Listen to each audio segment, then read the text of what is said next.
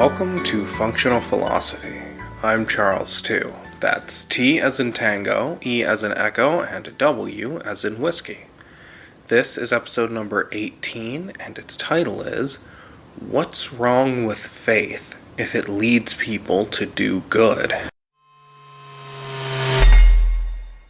Can't someone who believes false things be a good person? Can't those false beliefs in fact help someone to be a good person? You hear this idea all the time. Now, if I were a religious person, I would be embarrassed to make that kind of argument. I mean, you're really desperate when your argument starts to be, well, it doesn't really matter if it's true, just look at the results. Not just for a religious person, but for any belief. Now, I'm sure you know my answer to this. The answer is, of course, no. It is not better to believe untrue things than to believe true things. Now, why? Why is that? Well, there are two issues here. There is your soul, and there is reality. Now, suppose you harbor a false belief. Let's say that you're going to go to heaven when you die. This is the classic example. It makes people feel better. What's the harm? Well, the harm is that beliefs have consequences. It makes you feel better because it suggests that something is going to happen, that you are in a factual context that you are in fact not in. It leads you to behave differently. You're not just saying different words. You are thinking about the world in a different way. You are thinking, oh, I have an immortal soul. I am going to live forever. That is going to lead you to act differently and in ways that are not good if you in fact do not have an immortal soul and will not live forever. It simply comes down to the fact that you will waste this life if you think you have an endless supply of life. And in fact, as has been true historically, you will hate this life if you think you're going to end up in a superior, ethereal dimension after you die. And all the self-flagellation and sacrifice and undercutting of sexual pleasure that's involved in religion, all of that is fine because you're going to end up somewhere better after you die. I mean, the September 11th attacks were carried out by people who believed they were going somewhere better after they died, and that's why they committed those attacks. Now, you don't have to commit an act that violent in order for a false belief to have detrimental effects on your life. Suppose you just want to believe your friend who's done something immoral isn't actually immoral. So you just say, well, I would feel better if I just believed he was a good person. So I'm just going to go with that. Okay.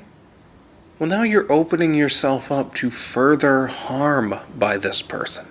And you are setting a principle, you are creating a habit of engaging in this same practice elsewhere in your life. You know, once you pop, you can't stop. Once you do something without any reason for doing so, or any objective trigger, you are acting whimsically, and you don't know where that whirlwind will end. This is why you have to have objective reasons for the things you do. If you don't, then you are not in control of your life, and the logic of the way you're acting is going to take over and lead to disaster. A simple example is just eating whenever you feel like it versus according to a diet. Now, with a diet, there is no mythical level of absolute precision. There are always a few grams more or less. But you have to establish the range of precision your goals require, and then eat according to that range. By range, I mean the amount of food, so you can't measure it down to the exact atom, but that's fine. You establish a range. Okay, I'm comfortable if this meal is within 500 to 550 calories. Versus, well, I'm just hungry and I'm going to eat things that taste good until I'm stuffed. Now, if that's your whimsical, unexamined premise, you are going to be fat, probably, at least unhealthy, and even if by some magic you end up eating what's pretty good for you, you will not have the pleasure of knowing it. You won't have the emotional reward of a deliberate, planned life. One of the most important things you can do is to make deliberate decisions based on reality. Don't do things by whim. Don't just let yourself, I'm kind of tired, so I'm going to get in bed and maybe I'll fall asleep, but I never consciously think I'm going to sleep. Or, I guess I'll exercise, but I just do it on a whim and I don't really think about it. No, explicitly, verbally identify to yourself what you are going to do. Because if you do it and you don't do that, what a waste. You're not telling yourself what you're doing. You're not being explicit. You're not developing a psychology of control, of objectivity, of purpose. And purpose is the most important thing. If you succeed by accident, you don't get the pleasure you get if you set out with a purpose and then achieved it. If you stumble on, a sack of gems when you're on a tour of the Amazon, you'd be delighted, but you wouldn't have that same purposeful, emotional pleasure as if you were Indiana Jones and you've been searching for this for months and going through deadly traps and fighting indigenous savages and you finally found these gems. Setting yourself deliberate goals and going after them. That's why we have a rational faculty, and that's the only way to activate, to achieve the emotional pleasure that is the purpose of living. Without that, you are just an animal. An animal feels what you do when you stumble on something good or when you do something just by whim or feeling. When you just, I'm just going to eat because I'm hungry right now. That's how a cow feels when it starts grazing on grass.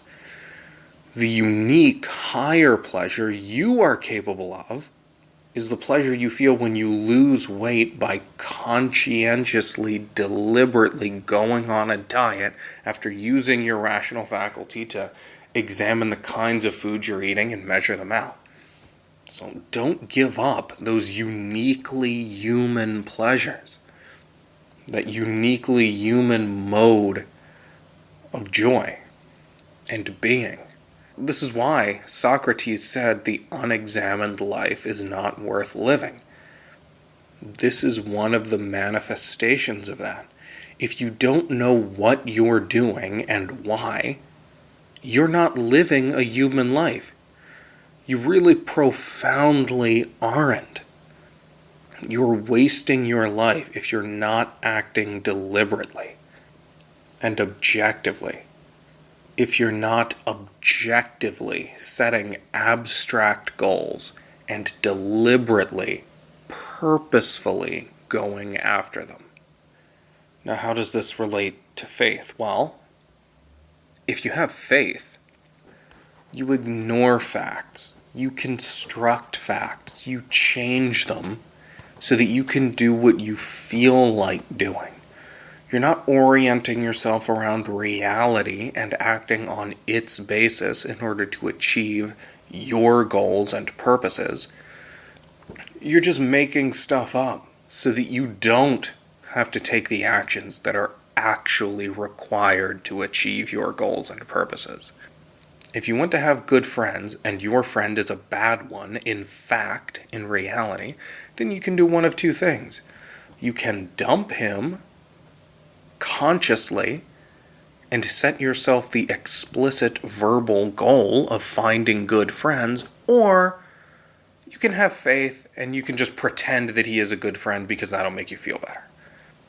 Now, if you pretend he's a good friend, that results in two massive interconnected problems. One, he's not in fact a good friend, and those chickens are going to come home to roost in the long run, and maybe in the short run. And two, you are corrupting your mind. You are training your mind to act precisely in the way that will lead you never to experience human happiness. You are training yourself not to have goals, not to take reality seriously, not to go after what you want. You know, it's like that Twilight Zone episode, A Nice Place to Visit. Watch that episode if you haven't, but the idea is if you can have whatever you want just by wishing it, there's no value to anything. Things have value because there are certain immutable requirements of reality in order to achieve them.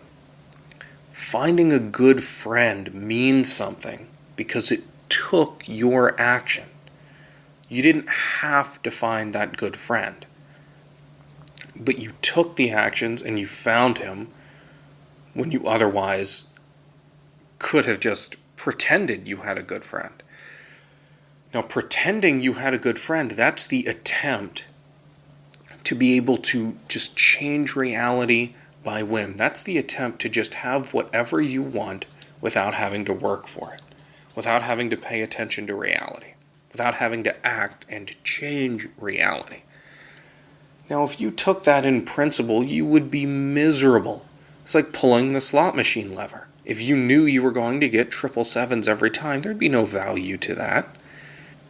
It's fun because you know reality works a certain way, and if you win, you win, and if you lose, and you can't change it by whim. That's where the pleasure comes from. If you could just do whatever you want, if you were God and you could just change reality into whatever you want, there would be no joy in life. That's what faith is the attempt to do. So even if faith were so-called practical, it would destroy the joy of life, and it's not practical, so you're going to end up with some really bad consequences. You're going to waste your life and not go to heaven. You're going to be continually betrayed by friends that you don't want to believe are bad. Beliefs refer to reality. Even people with faith, they don't acknowledge that they're living in a fantasy world. Faith would have no purpose then. They're trying to map false ideas onto reality and say, this is how reality really is. Well, why does it matter if that's how reality really is? If how reality really is makes no difference to you. Well, it wouldn't matter, but reality does make a difference. What's actually true does make a difference, and that's why people are tempted to believe false things in the first place. But if you believe those false things, you are putting yourself into conflict with a solid, factual world. And that oncoming truck is not going to swerve out of the way just because you believe that it's not going to hit you. Another fact about faith leading people to do good is that it is not a solid foundation for good because it's not true. So if you're a good person because you believe in God, let's say you're honest, not because you understand why honesty is to your selfish interest in reality, but because you believe God commanded you to. Or you respect people's rights, not because you understand why that's to your selfish interest in reality, but because God commanded you to. Well, you see the result of that. How many times have you heard a religious person say, well, if there's no God, everything is permitted? The Dostoevsky line. But they believe this. Why shouldn't I rape and murder if there is no God? So now you have this torrent of evil held back by a false idea. Well, one, the idea is false, so it can't be justified. So you're holding back rape and murder with a very flimsy barrier, and that's not good. And second, if somebody's real motive is that he doesn't want rape and murder, and he believes that God is the only way to hold that back, because it would be those evil actions would be justified otherwise, now you are committed to arguing a falsehood in order to protect values. Now, not only is that a waste and soul deadening, but again, it corrupts. It does corrupt your soul. And it spreads. It's not a localized thing. There is no such thing as a static method of epistemology. The way you think spreads. Because if the way you're thinking is correct, then you should think that way about everything. And in fact, everything is connected. So if you have to lie about God for whatever good reason you think, well, it's not going to stop there, because now you're going to have to lie about everything else in order to make room for God. All truth is connected. So one lie ultimately requires a complete and total commitment to falsehood.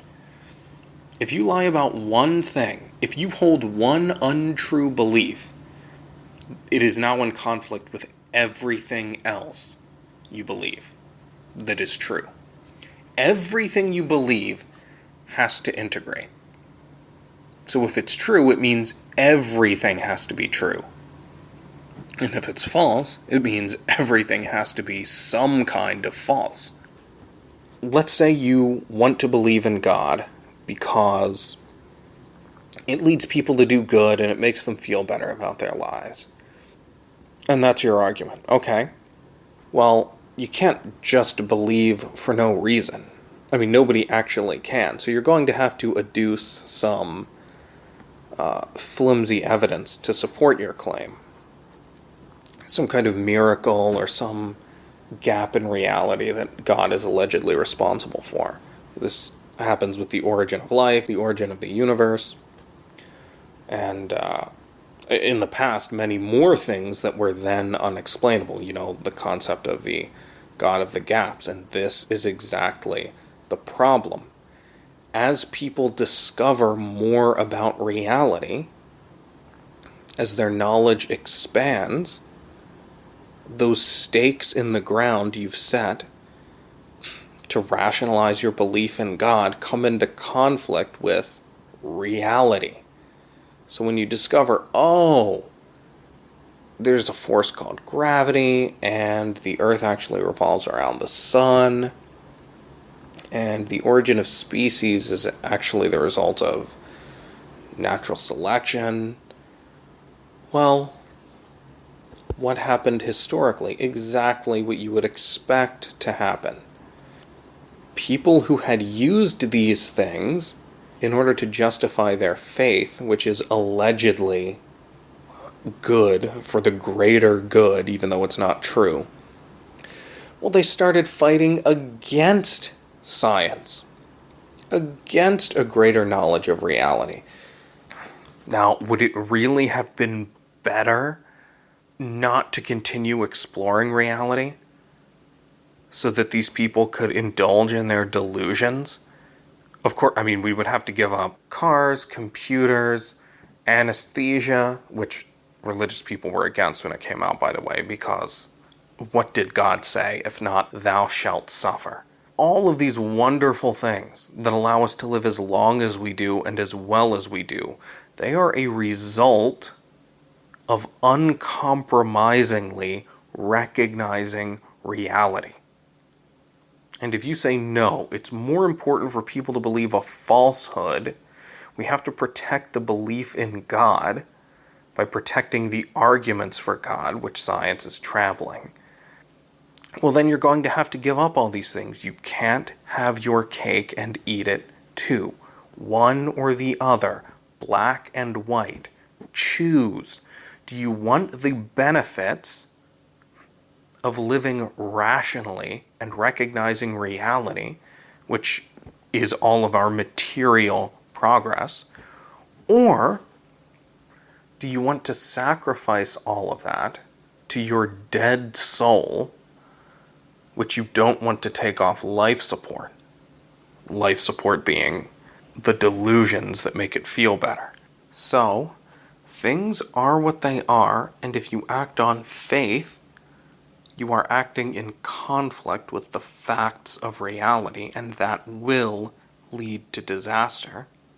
Your consciousness has an identity that rewards you for acting purposefully, because acting purposefully according to a plan is what makes sense and allows you to achieve goals in reality, versus acting by whim, which is what faith is an attempt to do. And everything is interconnected. So if you try to have faith, if you try to have good by believing something false, you're not just giving up one true idea. You are ultimately going to have to give up all of your true ideas, or live uneasily with a contradiction, which undercuts your confidence about your ability to know the world, to predict the world, and therefore your self-esteem. You will have greater anxiety, you will be miserable. Ideas and beliefs have consequences. They filter throughout your life in so many ways you're not even aware of. Virtually all psychological problems, not all, some people have physical defects, but so many are the result of the fact that you are using your mind the wrong way and you believe things that are false. Your mind is not this infinitely elastic thing. I know that's how people think about it. It's not true. Your mind is not this immaterial thing that can just contort into any shape you choose to put it in. No, that's abuse. It is immaterial, but it still has an identity. And if you try to shape it to a falsehood, if you try to plug contradictions into it, that's abuse, and it has real consequences. And that's where misery and anxiety come from. These are not things you can get around. They are inescapable. There is no such thing as a happy religious person. Happiness is not joy. Joy is momentary pleasure. Happiness is a long-term, conditioning background emotion. It's always there. It makes you feel good fundamentally about being alive. It's an emotion of competence to deal with reality. And a religious person necessarily can't have that. Now, he may be nominally religious and therefore be close to happiness, but the more seriously he takes religion, the less happy he is. And you see this. What do they say? Even in AA, right? Alcoholics Anonymous. You're not in control. Give yourself up to a higher power. That's the whole thing in religion. You're not in control. God is. Well, if you're not in control, you are giving up exactly what I was talking about before. You don't have a goal that you achieve by acting with purpose. No. God grants you whatever victories you gain. Now, if that is not a surefire way to ensure that someone will never experience happiness, then nothing is. Dispense with that. Don't give God any credit. You deserve all the credit for your success. And that's the only way you're going to be happy. Believing in God, having faith, particularly in God, is such an incredible sacrifice. You give up everything. I'm not willing to give up my self-esteem. I get the credit for everything I do. Not God, not anyone else. So if you want to be happy, dispense with faith. Commit yourself in principle to the facts. The facts may not always be what you wish they were, but they are what they are. And pretending they aren't is not the path to happiness. The only path to happiness is to recognize that the facts are whatever they are, and to act to achieve your goals on the basis of the facts as they are. Thanks for listening. If you have any questions or feedback about today's episode, you can just send me an email at charles.a.2@gmail.com. You can also check out my website at charlestew.com. There you can find information on and links to all my work, including ways to support it. My most important products are my essays, which you can read on my website for free. I have many coming out, but they take a lot of work, and many of them will be expanded and revised for or included in future books. Also, don't forget to check out my YouTube channel. You can find links to that on my website all over the place.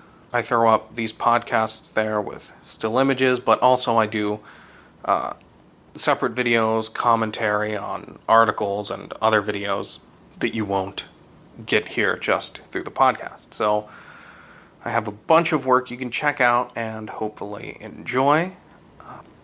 Let me know what you like, what you don't like, what you want to see me comment on or analyze, and thanks for listening. Let's meet again in episode 19.